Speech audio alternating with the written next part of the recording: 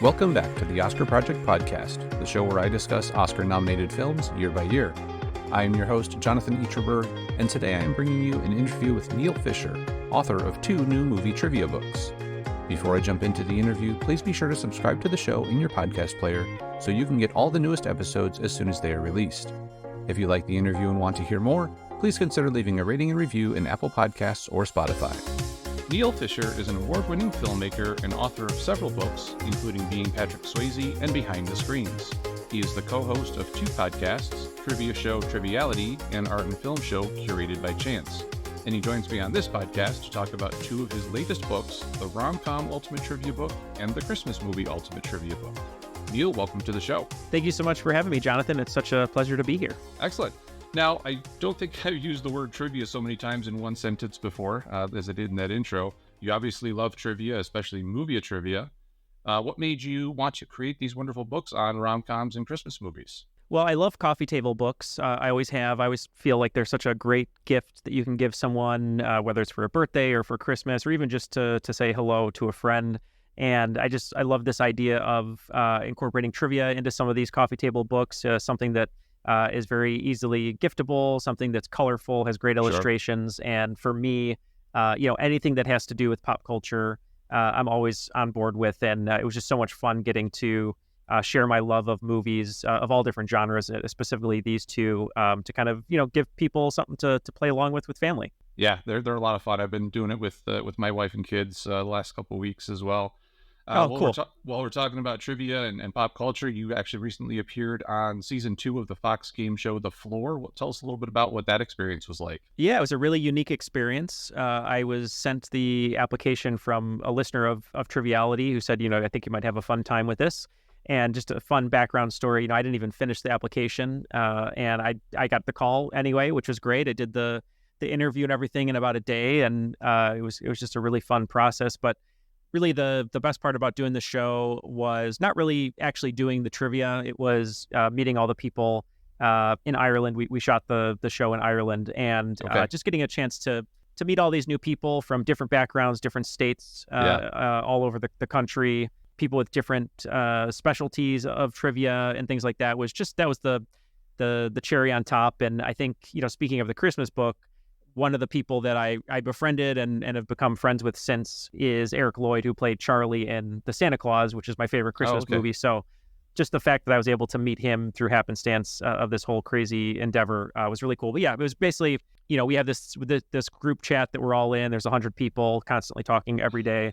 And someone is making a hoodie that says, I didn't come here to make friends, but I did. So that's kind of the theme of the show. Oh, that's really nice. Yeah, I could tell just in the couple episodes that I watched to see your appearance on there that, everyone was, even though you're competing against each other, there was a real nice camaraderie between everybody on there. Yeah, and everyone got along, and we've been told by production that, it seems like our season was just so supportive of each other, and it's fun. I mean, you don't really expect that, like I said, but getting a chance to now have these connections, if you're, in a state that maybe you don't normally travel to, someone's like, hey, I'm available, I'll take you to coffee, and it's just kind of cool. Yeah, that's awesome.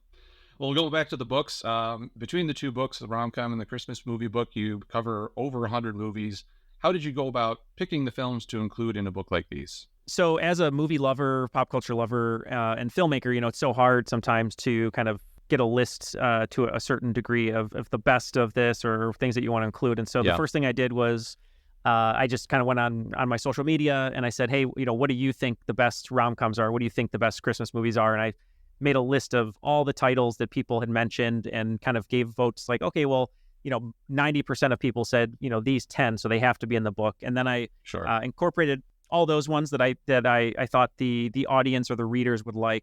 And then there were some that I said, I really want to include this one. I like this one, or I think it's cinematically important and we have to put it in here. And there's actually several movies that didn't even make, some of the books that have already been written and we didn't get a chance to include. So I just, and anything I do when it comes with film, I try to include as much as I can, especially for the reader. And so my goal was just like, how many movies can I get in here and how many new ones that people haven't seen can I get in here? So hopefully on their Christmas watch list or rom-com watch list, they can find something new. Sure.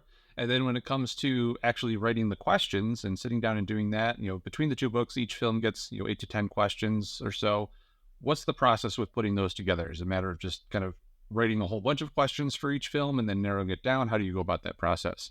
It's a little bit of both. So we knew going in they would each have about 10 questions. The Christmas book, because we included so many movies, we kind of just brought down to 8 just to include more.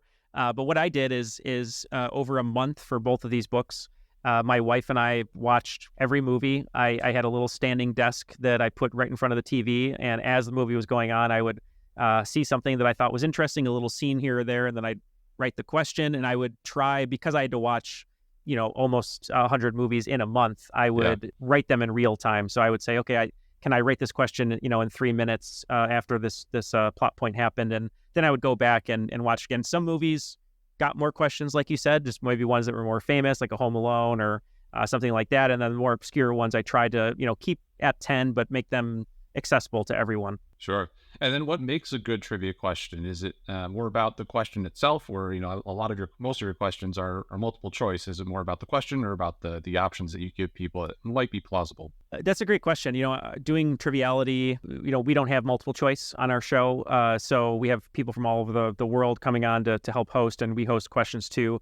My particular style, which is different for every trivia writer, I love giving clues or references, especially with these movies. Like if you read the book, you'll notice if maybe it's a favorite movie of yours, I try to include little Easter eggs of other scenes or other things that happen in the movie that you might like. But as far as your question, for me, it's the clues. I love putting in clues. And when it comes to multiple choice, what I wanted to do for the book was have people have a couple different options to play it. So you could either just read it cold and see if you know the movie. You could watch the movie and hopefully not look at the multiple choice, see if you could answer it just from the question. And then if you do need it sort of on like the beginner level, then use the multiple choice. So I tried to have a few different ways into each question, and hopefully people have been enjoying that aspect. Yeah, I know. There's a couple of the movies that I went through when I first opened it. I looked at some of the questions and I'm like, oh, I thought I knew that, but now that I look at the answers, I'm not quite sure. That one could be right or that one could be right. So I liked how you did that. Oh, thank you.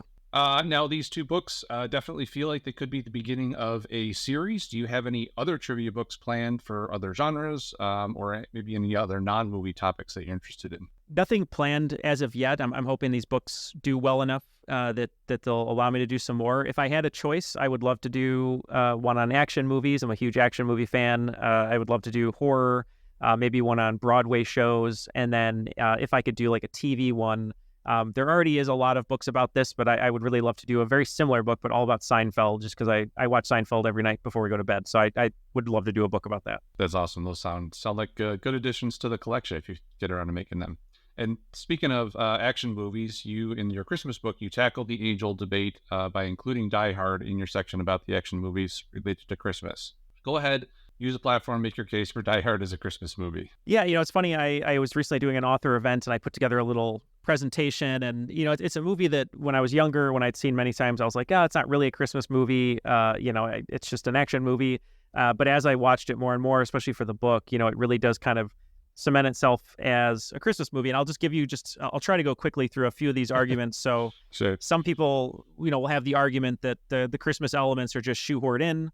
If you read the script, it's Christmas all over the script. It was always meant to be a Christmas movie. The writers know it was a Christmas movie, and the book it was based on, Nothing Lasts Forever, takes place at Christmas. And the whole point of the book is that the detective is thinking about all the Christmases he wasn't with his family because he was being a cop, and before that he was in the army. You can see the costume, obviously, the props, the way the production designers incorporated Christmas, which they knew from the beginning it was a Christmas movie. You have the Christmas sweater, the Santa hat, the tape that John McClane uses to hold the gun at the end. Now, the writer, Stephen D'Souza, if you look it up, it's really funny. He made a Christmas movie or not checklist, and he compared Die Hard to White Christmas, a famous Christmas movie. And just a few of the things takes place during the Christmas holiday. Die Hard entirely, White Christmas only the final reel. Number of Christmas songs, Die Hard has 3, White Christmas has 2. So just kind of fun things like that. Yeah. Some people will say, it doesn't take at place enough during Christmas. And Die Hard actually, for entire movie, takes place over Christmas Eve. White Christmas only about 20 minutes. It's a Wonderful Life about 30 to 40 minutes. Meet Me in St. Louis only 20 minutes. His wife's name is literally Holly. They changed it to Holly to be a Christmas name. The biggest one, in my opinion, is that the only way this plan by Hans Gruber and his outfit could have worked is they planned it to be on Christmas Eve so that no one would be in the building and it would be a holiday party. There's It's a Wonderful Life references. If you look at it sort of like It's a Wonderful Life, you have Bert and Ernie, the cop and the taxi driver who helps him, a cop and a limo driver, and also Reginald Val Johnson is almost like his guardian angel. There's themes of sacrifice and family at the heart of the movie, common Christmas stuff. And then my favorite thing is, when it comes to the movie, what saves John McClane and the whole story in the end, it's 2 Christmas gifts. He finds the Christmas gifts to use the wrapping to wrap the gun behind his back. And how does Holly not get pulled over the ledge with Hans Gruber? The Christmas gift her boss gave her of the Rolex that he unfastens so that he can fall. So just a lot of different things. I could talk more about it, but I just think it's kind of a funny movie that if you rewatch, it definitely leans Christmas. And the biggest argument everyone always makes is, well, it came out in summer, but so many Christmas movies came out in summer. Absolutely. Yeah. Excellent case for that. I'm going to give that to anyone who ever claims otherwise. I'll just have them go listen to the last 5 minutes of this show. Oh, yeah. Thank you. Now, I have a couple of questions not specifically related to the books, but before I move on to those, is there anything else you want to touch on about the 2 trivia books? No, I think we hit everything. I'm so glad that you and your family have been enjoying it. And I think that's really what the books are about. It's, if you want to enjoy it yourself, that's great, or just kind of have it around in the house. And, whether you're watching one of the movies or you want to use it as a little party game, that's really all I hoped, is that people get some laughs and some smiles. And I hope everyone checks them out. Excellent. Well, this might be the hardest question I ask, but if you had to pick your top 3 films of all time, what would they be? Geez, I didn't know this was going to be a torture podcast. No, that's such a hard question too, especially as a filmmaker. It's there's a great quote by Paul Thomas Anderson where he says, I don't dislike movies. Movies just aren't for me, and it's so hard for me to kind of pick the best. But with me, when it comes to movies, I used to work at Blockbuster. I don't know if you've ever did anything like that, but I love recommending movies. So it's hard because in my head, I think not necessarily what are the 3 best movies of all time, but like what are the best foreign films? And, for me, it's like Cinema Paradiso, Old Boy, and City of God, or what are the best courtroom films? 12 Angry Men, Few Good Men, To Kill a Mockingbird, or heist movies, Ocean's 11, Taking of Pelham 1, 2, 3, or Heat or Thief, if you like Michael Mann. So it's like hard for me to pick 3 total, but I guess, without having to change anything, as when I was a younger guy, I would say like Shawshank Redemption, and, I think Back to the Future is a perfect movie, and, she's maybe the Fugitive, or I'm a huge fan of comedy and action movies. So there's just too many. It's so hard to pick. I tried. Absolutely. Well, you gave a good a good assortment there between the various genres you were picking. Now, similar question: if you could invite any 3 movie characters to your next dinner party, who would they be and why? That's a great question. I think, just for the stories and all that he's been through, and I feel like he'd be a great storyteller, probably Indiana Jones, just because he's been around the world and done so much. I'd love to hear that. Maybe to include, someone from one of these books, just to kind of help promote the book a little bit. I mean, I guess we could say maybe Vivian from Pretty Woman, just because she's really fun at dinner parties with the escargot and everything. And then the third one, just to kind of throw a little chaos into it, one of my favorite movies of all time, it's very underrated, not a lot of people have seen it, I've watched it a million times, is the mockumentary Waiting for Guffman by Christopher Guest. Okay. So just because his character is insane, I would say Corky St. Clair, who is a sort of a failed Broadway director, just because it would just be an insanity having him at the dinner table. Wonderful. That's one I would want to be invited to for sure. Now, do you have any books you could recommend that you've read recently, or favorites? They could be fiction or nonfiction and don't have to be related to movies.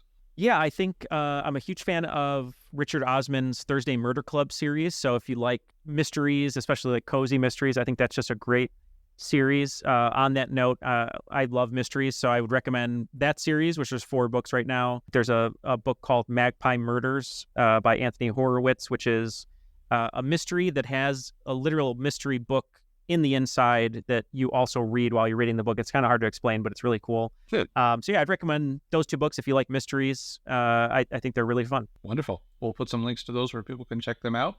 And lastly, before we wrap things up, do you have any other projects that you're working on right now? And also, where can people follow you on social media to keep tabs on what you're working on? Yes, as far as projects, I've written some books that are coming out next year. There's going to be 4 books. One of them I can't talk about yet, but 3 of them are sort of middle grade for 10 to 13-year-old kids. It's a new series called The Totally Awesome World.